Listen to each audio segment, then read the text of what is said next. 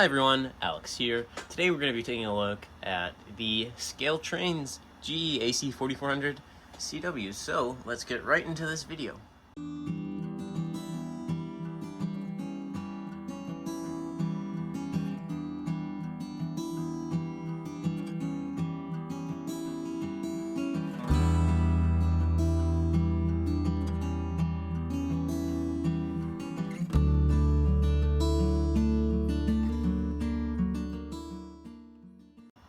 Alright, so I went ahead and I took, I guess, 3 of these out of the box already. Here's the Union Pacific one as well.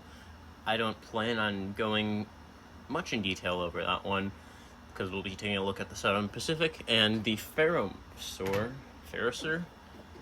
But I wanted to take at least one out of the box for you guys to see how, I don't want to say changed, because there isn't really anything too excitingly new.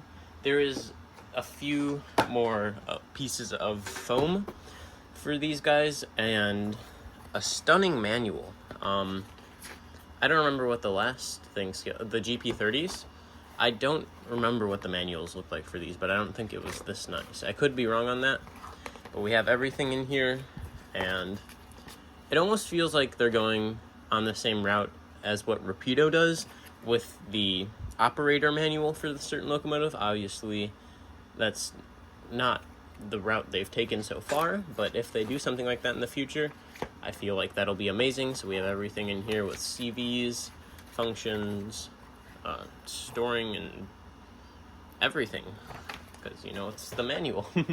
We got the foam sheet on top, and the locomotive itself. I am very excited for the CSX YN2.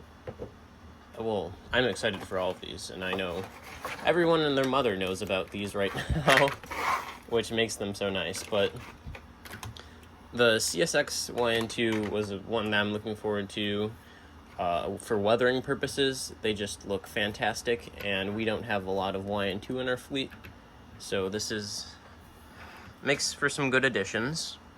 Obviously, the Southern Pacific is nice to see, because that'll give everyone some Southern Pacific patch projects to work on. I know myself, I'm going to be making a 6236 and a 6379 patch out of 2 of the SP, and then I'll just be weathering one and keeping it as the normal Southern Pacific. But these look stunning. The packaging is fairly simple and very robust, as always. And the locomotive itself is stunning. Starting off, we can get a good look at the, get a good look at the front of the locomotive. I don't know why this is so wobbly, sorry about that. This is obviously the CSX YN2. We'll be looking at the Southern Pacific and Ferrosur next. This is unit number 75. We have light up number boards on the nose, and for other models, which is amazing because this is the same run, but we have number boards cab mounted as well. And just all the variety that we get from this run, PTC, no PTC, antennas, the dome, all of the variety is just great. You know, this is something we've been seeing a lot lately with Genesis and ScaleTrains, but it's just been recently in the past few years, so it's very nice. And then the variety in ditch lights, I'm just looking at that now. I know absolutely nothing about these. They just look great, and I'm excited to see what all they have to offer. So we have the separately applied wipers for all 3. We have nose-mounted grabs. We have 2 sets of deck-mounted ditch lights, and then 1 of the lower rockers. And sorry, this looks a little bent. I'm not sure. I don't know if I did that or if it came out of the box like that. But it's looking like this one's a little goofy as well. So yeah, we have the brake bar, coupler, cut levers. We have MU hoses, and doesn't have a plow. I'm assuming it's supposed to be like that. Well, a different style of plow. I don't know if I'm missing something in the box, because this one I just took out. We have something I noticed for the interior. I forgot what it was. I was running something the other day and it had interior lights. And I don't remember what that was now. It wasn't the ScaleTrains SDL39s, I know that. But that was just something nice to see. Can go ahead, I'll put these, you know what? We'll take a look at the Ferrosur next, because we have these protective grates on the front and either side of the window. I think these are for when the crews go through and they get rocks thrown out the window, so it's more a protective thing. We have the GE sticker. We have a bunch of safety and warnings on the side.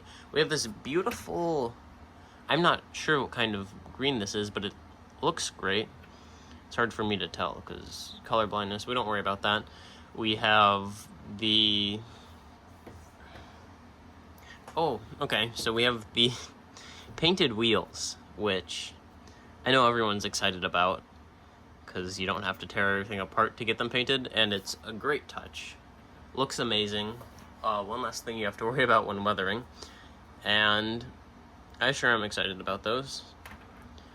Going at the rear, we have the numbers. We have a vertically mounted light, no ditch lights on the rear. I think that's only for post 2000.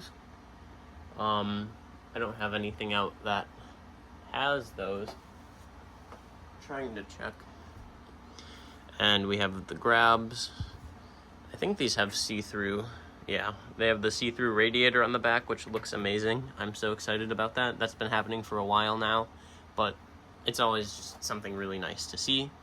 We have a different color box, and I think that's an added step up, because originally we have an older Union Pacific model.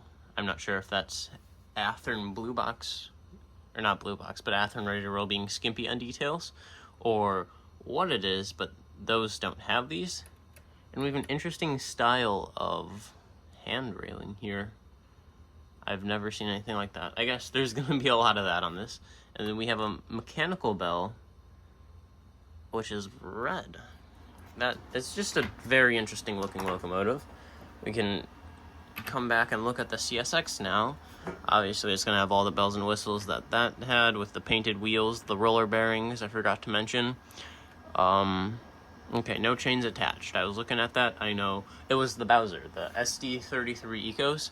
They have cab lights, and they look outstanding. I will be reviewing that. I have not seen many product reviews on it, but they're outstanding locomotives. For $279, you get an amazing puller for local service or road trains, and they just look great. We have our gas gauge on this side. Turning to the rear, we have numbers, grabs, vertically mounted.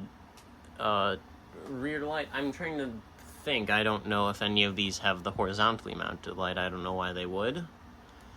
But yeah, we got the spare knuckle coupler, and just a great bunch of details. The air tanks with some sort of warnings, I assume. I can't really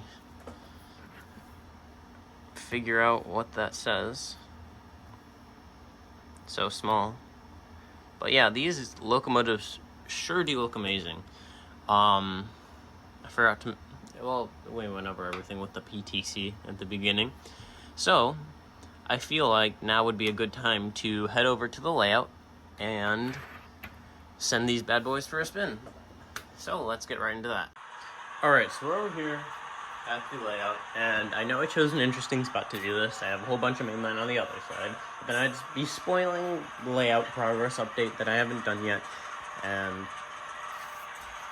I like to keep it a surprise till I have a layout video out, hopefully next week or right after these come out. But what I can say is that blue blob right there is a BC Rail -9 that I weathered, and it looks kind of cool. So, yeah. Obviously, I have both of these engines started up, which I should probably stop. We'll go ahead. Wait for that. We can go ahead. Trying to see if the CSX hopped the tracks it was on before. Alright, no it didn't. So we'll go ahead and start this up.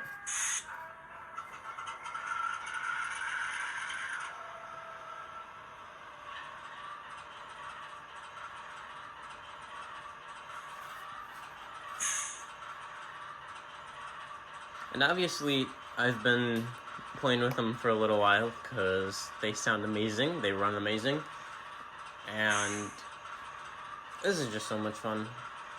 So I have two small trains built here, one for the SP and one for the CSX, and we'll go ahead and get one of these out. So where we are in the layout is my little in-town area. Right here will be the... Okay, that's not important. We don't worry about that. This is a review video. So we'll go ahead and get this started. We have the illuminated number boards, ditch lights, headlight, the whole shebang. These turn on as well, but they aren't on the SP for some reason. No cab lights that I know of, but there are the stairwell lights, which look really good. We'll go ahead and do the horn as well.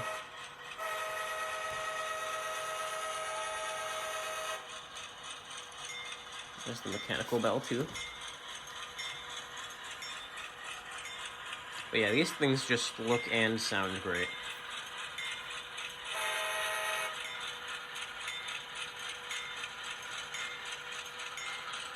Go ahead and notch it up a bit.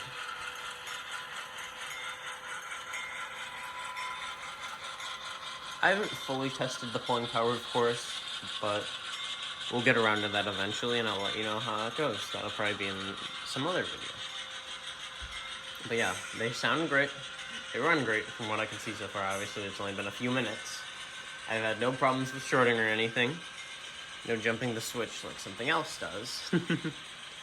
And she's off.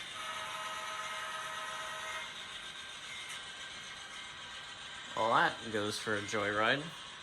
Go ahead and start the SP up. Forgot what I programmed her to. Yep, turn the bell off.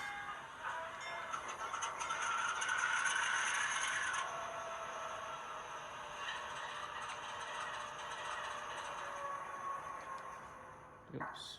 That is my fault. I hit 8 too many times apparently.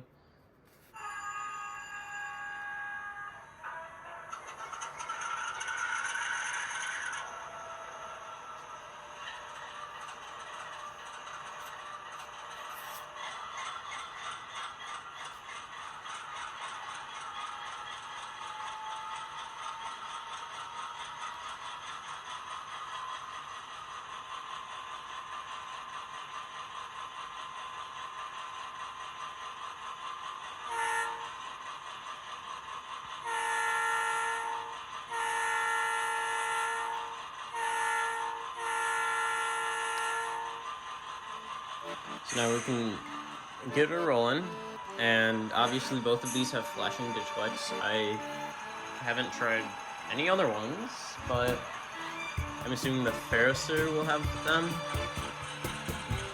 But that should be it. So, and the bell sounds great on this one too.